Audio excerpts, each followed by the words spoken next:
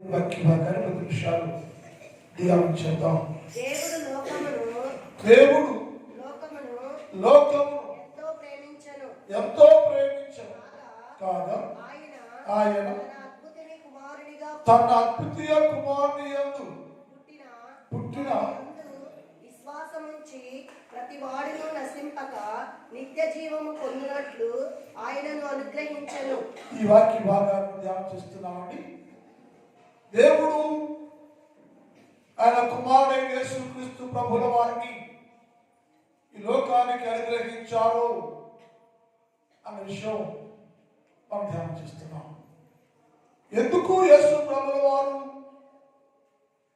అంతగా ప్రణాళిక ప్రకారంగా ఈ లోకంలోనికి అనుగ్రహించారు, పంపబడ్డారు, దిగి వచ్చారు అనే విషయాలు మనం చూస్తున్నాం. ఎందుకు అంటే తండ్రి దేవుడు మానవ లోకం అంతటిని పరీక్షించినప్పుడు మనుషుల్లో ఎవరు కూడా దేవుని ఉద్దేశాన్ని నెరవేర్చే వారుగా లేరు అని లేఖనాలు రాయబడి ఉంది. ఏం చేస్తావయ్యా అంటే ప్రతి మనిషిని దేవుని రాజ్య సంబంధిగా చేయాలి అది ప్రణాళిక వేసుకుని దేవుడు తన కుమారుని లోకానికి అనుగ్రహించాడు. ఎందుకని మనం ప్రశ్న వేస్తే దేవుడు చెప్పాడు, ఒకటి ఎండిపోయిన జీవితాన్ని చిగురింప చేయడానికి ఆయనను అనుగ్రహించరు అని నేర్చుకున్నాం. రెండవది నశించిపోతున్నాం, లోకం నశించింది, నశించి తన కుమారుని విశ్వాసం ఇచ్చిన ప్రతి ఒక్కరూ నశించిపోకుండా నాశనం కాకుండా అందరూ దేవుని చిత్తంలో ఉండాలి అనేది దేవుని ప్రణాళిక. నేను ఉదయకాలం ధ్యానం చేశాను. అసలు నశించిపోవడానికి కారణం ఏంటి? దేవుడు అడిగితే లేఖనాల ద్వారా దేవుడు మనతో మాట్లాడుచున్నాడు. నశించిపోవడానికి కారణం ఏంటంటే యేసయ్య మాట ఏంటి? జనులు నా యందు జ్ఞానవంతులుగా లేరు. జ్ఞానమే లేదా అంటే ఆయన చెప్పాడు, యెహోవా యందు యెహోవా జ్ఞానం కలిగి ఉండటం మనకి ఇష్టం లేదు. ఎవరికయ్యా? ప్రపంచంలో ఉన్న ప్రజలందరికీ జ్ఞానం లేకుండానే ప్రార్థన చేస్తున్నావా? జ్ఞానం లేకుండా దేవుని మీదకి వస్తున్నావా అంటే ఆచార సంబంధమైన జ్ఞానం ఉంది, కానీ దేవుని గురించి జ్ఞానం వారికి అసహ్యమైపోయింది. ఇప్పుడు జ్ఞానాన్ని కలిగి ఉంటే వారు యేసుక్రీస్తు ప్రభువులో పరిపూర్ణులుగా ఉంటారు అని రాయబడింది. ఎందుకయ్యా మరి జ్ఞానం అసహ్యమైంది అంటే యేసయ్య అన్నాడు, వారికి యెహోవా యందు భయభక్తులు కలిగి ఉండుట వారికి ఇష్టము లేదు. దేవుని జ్ఞానం అంటే వారికి అసహ్యంగా ఉంది.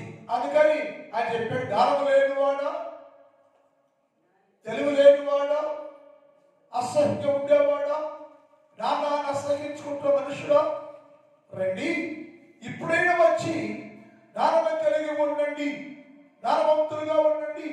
2025వ సంవత్సరం క్రిస్మస్ ఆరాధన దాకా ఒకవేళ నీకు తెలియకుండానే జీవితంలో జ్ఞానాన్ని అసహించుకుంటూ జ్ఞానమే లేకుండా జీవిస్తున్నాము అంటే ఇప్పుడైనా జ్ఞానం కలిగి ఉండాలేమో.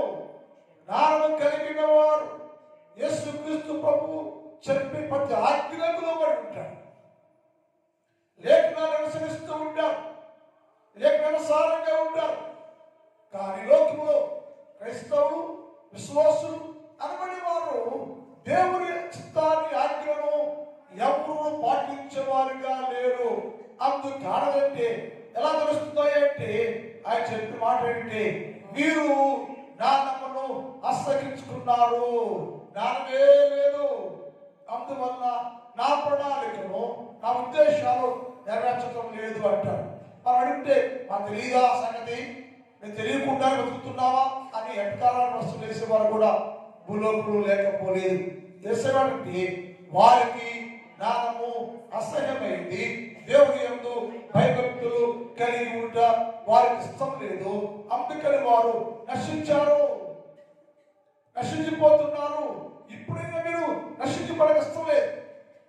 మీ అందరు నశించిపోకుండా, నాశనం కాకుండా కాపాడుకోవడానికి నేను ప్రణాళిక వేస్తున్నాను మీకోసం.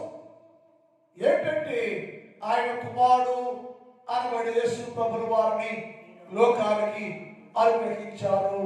ఒక మాట బైబిల్ సామెతల గ్రంథం 9వ అధ్యాయం 4-5 చదువుతాం. జ్ఞానం లేనివాడా ఇక్కడికి రా. జ్ఞానం లేకుండా ఉండాలా? జ్ఞానం లేనివాడా ఇక్కడ రా. ఎక్కడ వస్తావయ్యా? దేవుడు నియమించిన స్థలానికి రా. దేవుడు నియమించిన స్థలంలోకి రాను. నీ జ్ఞానాన్ని పొందుస్తాను, నీకు తెలివిని పొందుస్తాను, నీకు సత్య మార్గాన్ని పొందుస్తాను, నీకు వివేకం కలిగి ఎలా ప్రవర్తించాలో, యేసుక్రీస్తు ప్రభువు వారిని ఏ విధంగా ఆరాధన చేయాలో, యేసుక్రీస్తు ప్రభు సన్నిధిలో ఎలా జీవించాలో నేను నేర్పిస్తాను. జ్ఞానం లేనివాడా ఇక్కడికి రమ్ము. తెలివి లేని వారితో, అది తెలివి లేకుండా జ్ఞానం లేని వారితో అది ఇట్లా వచ్చున్నది. వచ్చి దేవుడు సిద్ధపరిచిన ఆహారాన్ని భుజించండి.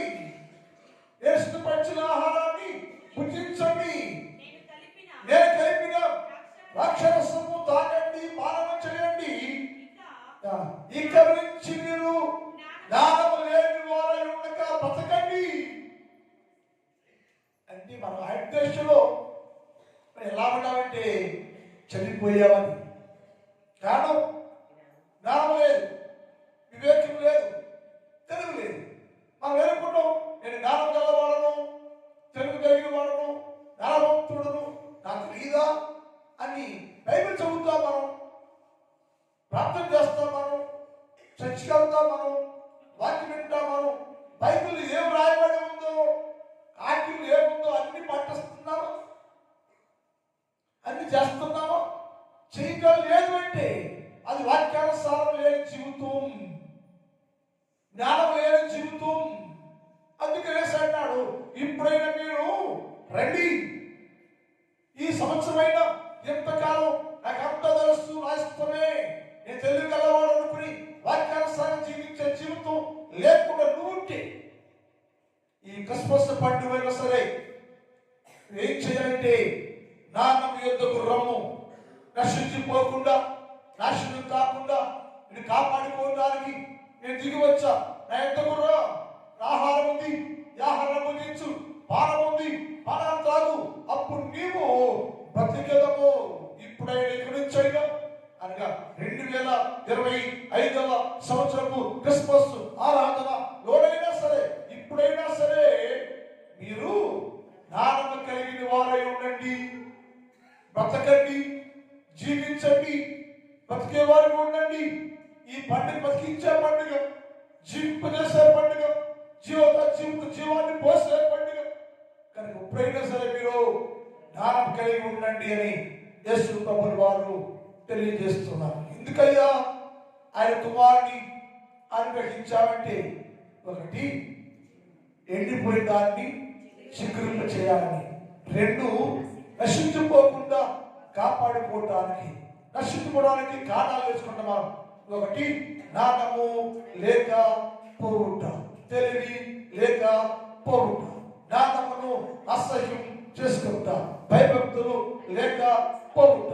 ఇప్పుడైనా నీవు భయము భక్తి కలిగి యేసుక్రీస్తు ప్రభువులో ఉంటే మంచిదని వాక్యం చెబుతుంది. రెండోది, నశించిపోవడానికి రెండో కారణం అంటే దేవుని మాటను అంగీకరించకపోవుట.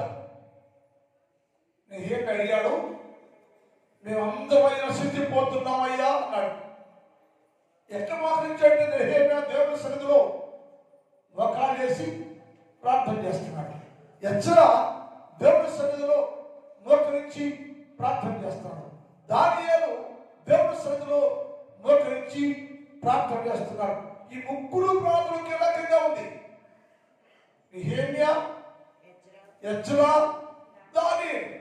ఈ ముగ్గురు ప్రార్థన కీలకంగా ఉంది. ఏమన్నాడయ్యా, అందరము నీ మాట వినక మేము నశించుతిమి. నీ మాట వినక మేము నశించామయ్యా. ఎవరు వాళ్ళు? ఇశ్రాయేలీయులు. ఎవరు వాళ్ళు? దేవుని ప్రజలు.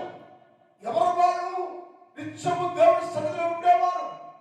ఆయన పేరు పెట్టబడిన జనం ఏమైపోయారయ్యో? నశించిపోతున్నామయ్యా, నాశనమైపోతున్నామయ్యా. ఏంటి కారణం? నశించిపోవడానికి కారణం ఏంటంటే మేము నీ మాటను వెనకయే నశించితివి. నీ మాట్లాడుతున్నావు మాతోటి, హెచ్చరిస్తున్నావు మాతోటి, అనేక సందర్భాల్లో నీతి సూత్రాలు మాట్లాడుతూ వస్తున్నావు. సత్యమేంటి, ఎలా జీవించాలి, ఎలా ఉండాలో ఏకుములు లేచి నీతో మాట్లాడుతున్నాను నేను. కానీ మేమయ్యా నీ మాట వెనకయే నశించామయ్యా. అంటే భూలోకంలో మనుషులందరూ నశించిపోవటానికి రెండో కారణం దేవుని మాట వినకపోవుట. ఆది కాండములో నుంచి ప్రకటన గ్రంథం వరకు 100 సార్లు మాట రాయబడి ఉంది. నా మాట వినరా, నా మాట వినలేదు కాబట్టి ఇది వచ్చింది నీకు, నా మాట వినలేదు కాబట్టి ఈ శ్రమ కలిగింది నీకు అని దేవుడు సార్లు హెచ్చరిస్తూ వచ్చాడు. మానవుడు దేవుని మాట వినకుండా ఉన్నాడు. విన్నందువల్ల శ్రమ కలిగింది, బాధ కలిగింది, నాశనం వస్తున్నావు నీవు, నశించిపోతున్నావు నీవు. ఎలాంటి విషయం అంటే ఎవరు నిన్ను శుద్ధి చేయనంతగా, ఏ మానవుడు చేయబడి పైకి లేపనంతగా నాశన కోపంలోకి దిగిపోతున్నావు. కారణం ఏంటంటే నీవు లోకంలో ఉన్న ప్రజలందరూ దేవుని మాట, ఆ మాట చక్కగా ఉంది. ఆ ముగ్గురు ఒకే ప్రాంతంలో ఒకే పదం వాడతారు. ఏమంటే నీ మాట వినక మేము నశించితమయ్యా, మా పితరులు నశించారయ్యా, మేము నశించామయ్యా, మా పితరులు ఇక్కడ వస్తూనే ఉన్నారయ్యా, మా సంతానం కూడా నశించిపోతుందయ్యా. మా వాళ్ళు మా చెప్పలేదు, మేము చెప్తూ మా పిల్లలు లేదు, అందరూ టోటల్ గా మా తరాలు మొత్తము నశించిపోతున్నాయి అయ్యా. నేను, మా తండ్రి, నేను, నా బిడ్డలు అందరూ నశించిపోతున్నాం, నాశనం అయిపోతున్నాం. కారణం ఏంటంటే నీ మాట వినక మేము నశించుతివి. యేసయ్య సందర్భాల్లో చాలా విషయాల్లో కూడా మాట్లాడతారు. ఇర్మియా గ్రంథం అందరూ తెలిసిన వాక్యం ఇది.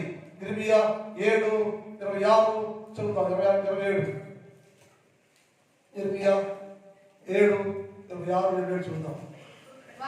వారు ఏమయ్యారంట? ఎందుకయ్యా నశించిపోతున్నారేమో? ఇదే ప్రశ్న వేసుకుందాం. అందరూ క్షేమాభివృద్ధిలో ఉన్నామా? భక్తిలో, ప్రార్థనలో, వాక్యంలో, విశ్వాసంలో, దేవుని చిత్తంలో పరిపూర్ణంగా ఉన్నామా? పరిపూర్ణ కలిగి ఉన్నామా? నశించిపోతున్నామా? నశించిపోయే మార్గాలు ఉన్నామా? మనకు మనకు నాశనం సమకూర్చుకుంటున్నామా? యేసయ్యన్నాడు, వారు నా మాట వెనకై ఉన్నారు, చెవి ఎక్కక ఉన్నారు, తన మెడలు వంచక మనస్సును కఠినపరుచుకున్నారయ్యా. అందుకని లోని కఠినంగా ఉన్నందువల్ల ఉపదేశం లోనిపోవటంలా,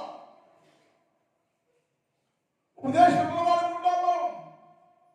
ఎప్పుడైతే ఉపదేశం వినలేదో, కఠినంగా ఉన్నానో, వినలేదో, లోపరుచుకోలేదో, అప్పుడు నేనయ్యా నా స్థితంతా నాశనానికి సమీపైపోయిందయ్యా, నశించిపోతున్నాను నేను. కారణం ఏంటంటే నా మాట నేను మాట్లాడుతుంది కానీ నా మాట వినక ఉండేను, లోపడక ఉండేను, మనసు కఠినైపోయింది. మనసులో వాక్యం పోవడంలో మనసు కఠినంగా ఉండి ఆ మాటలు చక్కగా నేను మాట్లాడుతుంది కానీ వారు వినకపోయిరి, ఆలకించకపోయిరి, చెయ్యకపోయిరి. ఎందుకంటే మనస్సు కఠినపరుచుకున్నారంటే వాళ్ళు మనసు కఠినపరుచుకుని నువ్వు క్రైస్తవుడుగా ఉంటే, మారిపోయి చదువుకున్న క్రైస్తవుడుగా ఉంటే, 100 సంవత్సరాల నుంచి క్రిస్మస్ పండుగ చేస్తున్నావు నువ్వు. మనసు కఠినంగా ఉంచుకుని మాట వినకుండా, ఏం చేయకుండా, యేసుక్రీస్తు ప్రభువు వారు చెప్పాలని చేయకుండా రోజు పండుగ చేస్తే ఏంటి ఉద్దేశం? ఏంటి ఉద్దేశం? మన దేవుని మనకు మనమే నాశనానికి మార్గాన్ని వేసుకుంటున్నాం. మనకు మనమే నాశించుకోవడానికి సిద్ధంగా ఉన్నాం. యేసు అన్నాడు, నేను బ్రతిపడ్డాను ఎందుకయ్యా అంటే నీవు నశించిపోకూడదని. నశించుకోవడానికి రెండో కాదంటే దేవుని మాట వినక. ఇక్కడ నేను మాట్లాడాను, వారు వెనకై ఉన్నారు, చెవి ఎందుకు ఉన్నారు, నడల వంచక మనసు కట్టిపరుచుకున్నారు. వారు తన పితరుల కంటే మరి దుస్తులైపోయారు. మరి ఎక్కడ ఈ మార్పు? ఆయన వినలేదంట, అలా పితరులు వినలేదంట, మనం వింటుల్లా, మాట వింటుల్లా, వినకుండానే. అది ఇక్కడ చేసే మాట అంటే వారు దేవుని మాట వెనకే రక్షించమయ్యా. ఆ ప్రార్థనది ఈయన అంటున్నాడు, ఇది అంటాడు, నేను వినండయ్యా, కఠినంగా ఉన్నారు వాళ్ళు. ఎప్పుడయ్యా మా పితరుల వల్లే మేము కూడా నశించిపోతున్నాం, నాశనమైపోతున్నాం అని బోధిస్తున్నప్పుడు ఎత్తుల్లో మేము విన్నందువల్ల శ్రమ వచ్చింది, కష్టం వచ్చింది, వేదన వచ్చింది. వింటున్నావా అంటే నువ్వేమంటావు? ఏమి రోజు మీరు రావట్లేదా? మా బైబిల్ తెలియదా? నీకే తెలుసా? వాక్యం మా రాదా? ప్రార్థన మా రాదా? బాంబేలు వింటున్నాం కదా మేము, బోధలు తెలీదా అంటామే తప్ప నేను లోబడ్డానా, వాక్యం ఉందా, మాట ఉందా అని పరీక్షించుకున్న వారు ఎవరు కూడా లేచాడు. నేను బ్రహ్మగా లేచాను, నా సాగుకు పంపించాను, నా ప్రజలు పంపించాను, ప్రవక్తలు వచ్చారు, ఎంతమంది చెప్పినా సరే వెనకయ్యే ఉన్నావు. ఉపదేశము తిరస్కరించేసావు, నువ్వు నాశనం పుచ్చుకున్నావు. నువ్వు అందుకు మాట్లాడింది 2వ అధ్యాయం 19 మాట్లాడింది. 2:19 కూడా చూద్దాం. 22:19 కూడా చూద్దాం. యెహోవాను ఎందుకంటే నశించిపోతున్నావు? నాశనం కూడా కాలమేంటి? నీ దేవుడిని యెహోవాను విసర్జించేస్తావట. మరి యెహోవాను విసర్జించేసి, దేవుడిని విసర్జించేసి, దేవుడిని విడిచిపెట్టేసి ఎక్కడున్నావు నువ్వు? దేశంలో, సంఘంలో ఉండవు. అందరూ ఉండవాలి కదా. నాకు ప్రశ్న, ఎవరికి బాగండి? యేసుని విసర్జించారా? యేసు కలిగి ఉన్నారా మీరు?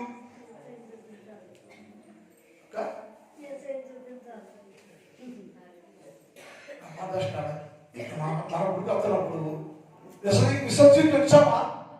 కలిగి వస్తున్నావా? కలిగి వస్తుంది.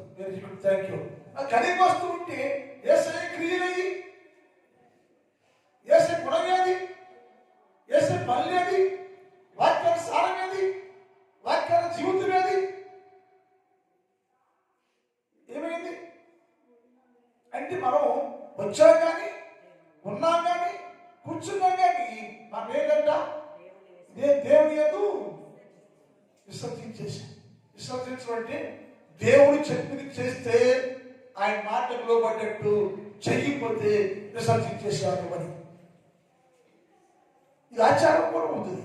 కనుక ఈ పండుగ ఏం చెప్తుంటే మీరు యెహోవా మాట విసర్జించేసంటే మాట వెనక్కి రక్షించాము మేము అని వింటలేదు. మేము యెహోవాను విసర్జించేసి కారణం చదా, యెహోవాను విసర్జించిన తర్వాత నీకు నా యెడల భయభక్తులు లేని కారణం చేత. గమనించాలి, ఒకటేమో విసర్జించాము, మాట వింటలేదు, విసర్జించేసాము, భయభక్తులు లేవు.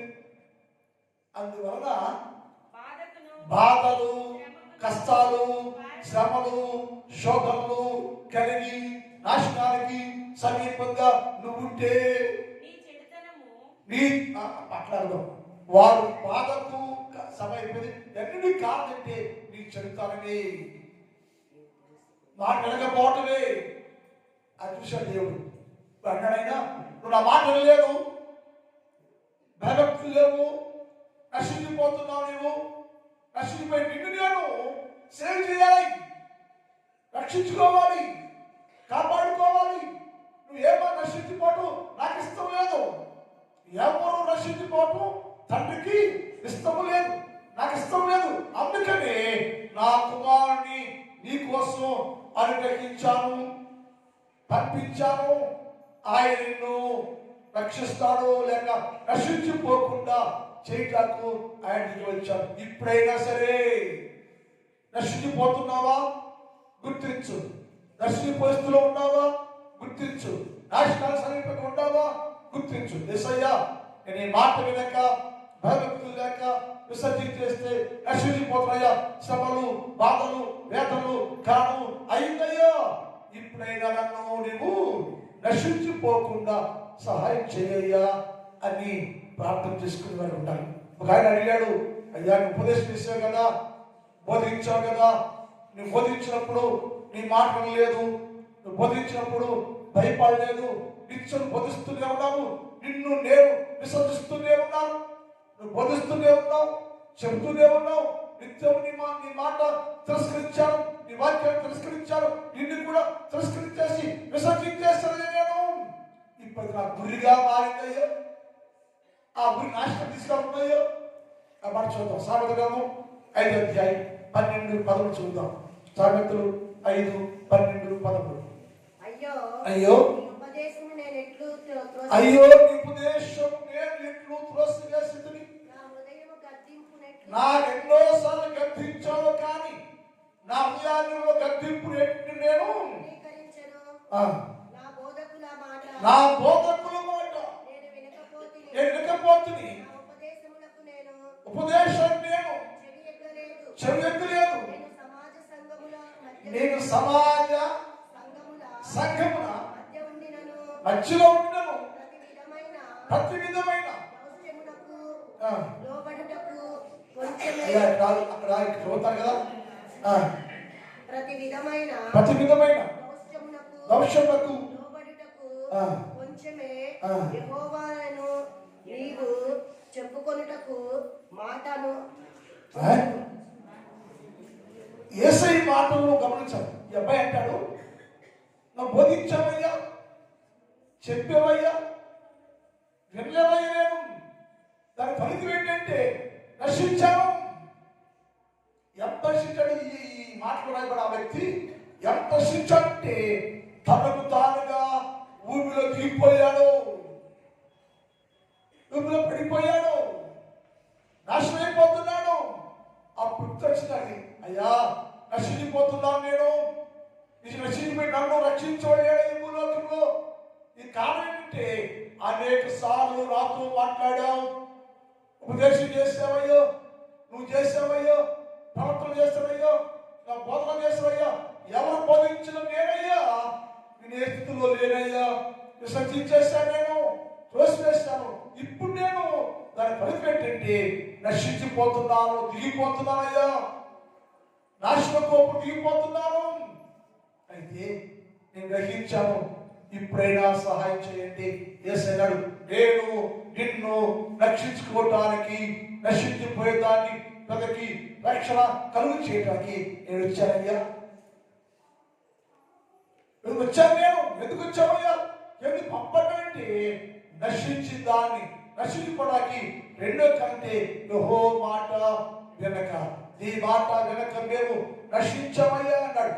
అందుకని ఇప్పుడు దాకా ఒకవేళ మాట వినలేదా, బోధ వినలేదా, మనసు మారలేదా, భక్తి లేదా, కఠినంగా ఉండవా, ఏంటంటే అనేది తెలీదా అనుకుంటున్నావా?